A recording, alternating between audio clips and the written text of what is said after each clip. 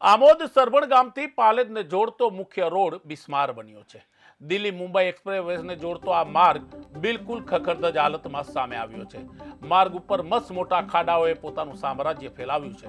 આ રોડ સદંતર બિસ્માર બનતા અહીંથી પસાર થતી જનતા એટલે કે વાહન ચાલકોને હાલાકી અને પરેશાનીનો સામનો કરવો પડે છે। ત્યારે અનેક લોકો અહીં અકસ્માતનો ભોગ પર બની રહ્યા છે।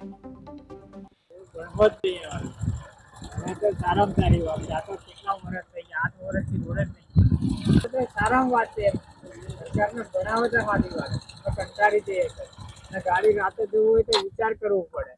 આમોદથી સરભાણ અને સરભાણથી પાલેજ જતો માર્ગ નેશનલ હાઈવે 48 ને જોડતો મુખ્ય માર્ગ કહેવાય। તે માર્ગ પાછલા 7 થી 8 વર્ષથી ખૂબ જ બિસ્માર હાલતની અંદર જોવા મળી રહ્યો છે। તેની ઉપર જે ઠીંગડા મારવામાં આવે છે તે પણ જ્યાં ત્યાંના ઠીંગડા મારી દેવામાં આવે છે અને આ જે ખાડાઓ છે કેમેરામેન તમને બતાવશે કે આ જે ખાડાઓ કેટલા ઊંડા ઊંડા ખાડાઓ પડી ગયા છે। તે ખાડાઓને લઈને ઘણા અકસ્માતો પણ અહીંયા આગળ સર્જાય છે।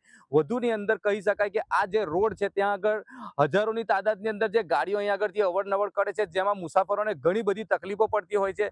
જ્યાં આ જે રોડ છે અહીંયાથી ગામડાઓના લોકો મુસાફરી કરે છે તેમને પણ ઘણી બધી તકલીફો પડે છે।